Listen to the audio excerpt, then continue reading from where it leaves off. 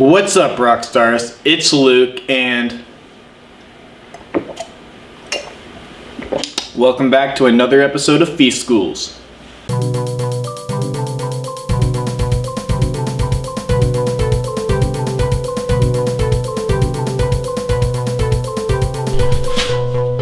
Welcome back to another episode of Luke Talks, bros.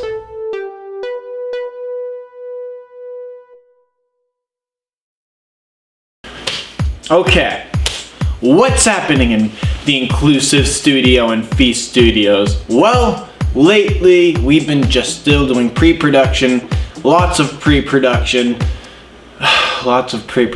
for Comatose, and I've been animating Story of Trey, which will come out early January, and you'll get a pilot of that. You can get it on feecestudios.net. You can't really get much besides the hot trash fashion show and $1 per day on my current website, so stay tuned for more content and you can get more stuff there.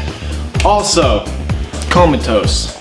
We're still looking for actors, so we're gonna need a lot of extras for certain roles, because basically the plot is everyone in the world goes into a coma due to some virus or something, and random people wake up at random times. But depending on how long you were in the coma for, you could wake up and become insane. There's characters that wake up and they meet each other. You'll get to see the plot once once it comes out in 2019. But that's the general plot of what happens. So we're gonna need a lot of people who are crazy trying to kill. It's a thriller. Today, when I realized we're working a lot of pre-production on this series we're gonna make, because we're gonna need a lot of actors, a lot of locations. It's a big project, and I've been doing a lot of pre-production, planning, storyboarding, and we're pretty much done with the script. But I'm gonna talk to you today about how you can be better at pre-production when it comes to making films, or you can even apply it into planning in life. Like, let's say you have not a production company when it comes to filmography, but another kind of company. I don't know, you could be doing a ski shop or whatever. You'd still apply it to you. That's all I'm saying. So today, I'm gonna talk to you about that.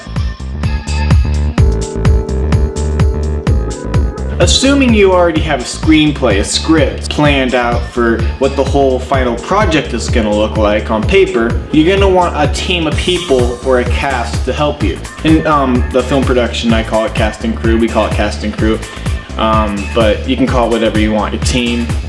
You need people to help you, because you can't do projects alone. You can't make a company alone, because you need people, A, to publicize you, and you need people to help you. You need people to help you grow when you want to make a company. But that's a no-brainer.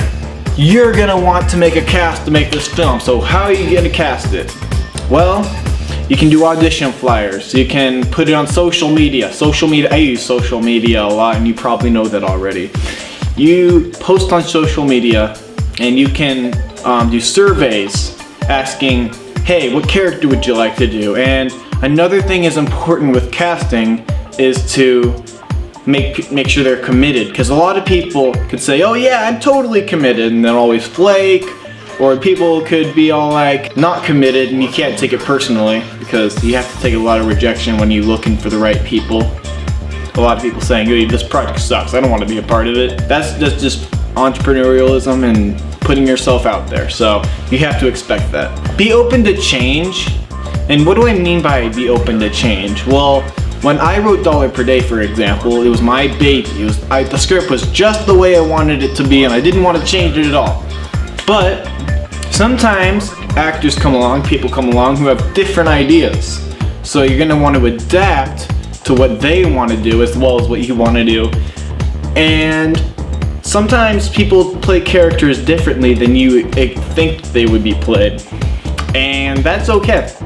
People can portray it in a certain way. Try to have a backbone as well to what you want to do, because you don't want to be out of balance with what the beliefs are. Another thing you gotta learn is props and budgeting. Depending on how advanced and high budget the screenplay is, You can work, I have this belief that you can make a film, any film with any budget, as long as you put your mind to it and are creative and resourceful. Star Wars was made on like a $10 million budget. Rocky was made on a $1 million budget, and usually like big movies like Forrest Gump are made on $100 million budgets, and a great movie, Clerks, it's a classic now, but it was made on like a $20,000 budget.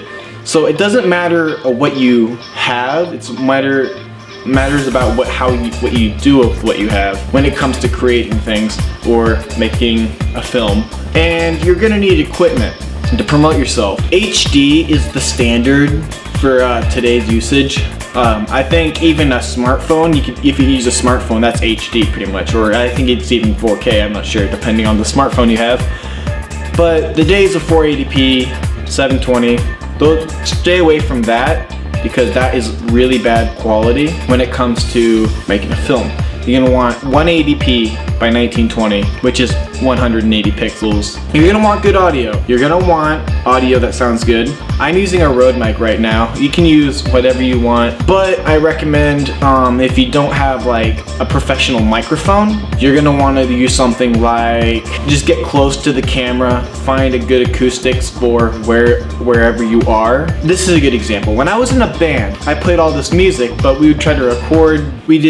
All we had was phones and stuff, so we had to find the perfect place for the phone to be recorded at inside the room. It was called the hotspot. Like, this phone isn't the perfect place for the acoustics, but that's if you have a really low budget. I don't have to worry about that because I have my own mics and stuff. But depending on what your budget is, you can be resourceful anyway. And lighting is really important too. You're gonna want to bring good lighting. So when I made Dollar Per Day, there was this scene in it where Grace and Leon were holding hands at nighttime watching a moon. But it was so dark, I couldn't see them. So what I do? I use my phone as the light. It actually turned out pretty good for what for the lighting. It was like this gloomy kind of look to it, but I really should have been prepared for lighting. But again, be resourceful with what you have. Locations, depending on where you want to be located at for your film.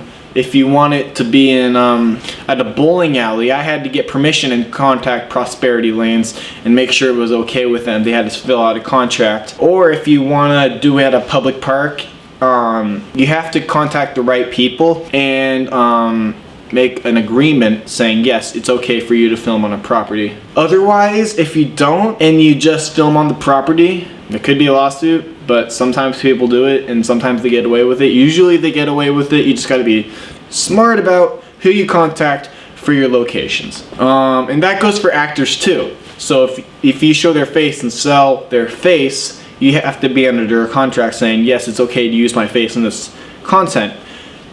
Just legality stuff, especially if you're selling what you're making. This is another thing that is important, and it is when you got all the props ready, when you got the location ready, when you got the cast and crew ready and the team ready and the equipment ready, another thing you need to have is consistency. So you could have all the materials in the world, but if you're not consistent with what you're trying to accomplish, you'll just fall off track.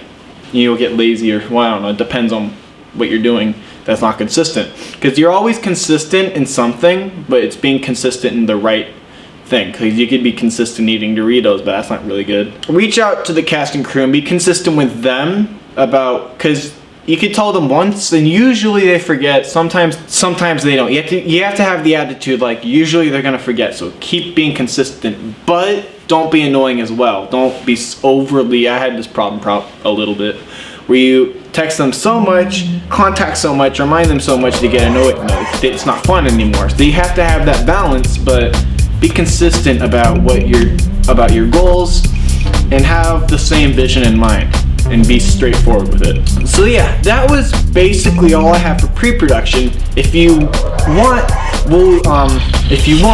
we're gonna make a post-production and also a production, how to post-production. We can do how to Adobe and video editing, and I'm gonna do more of these videos in the future. So I hope you enjoyed this video. Thank you.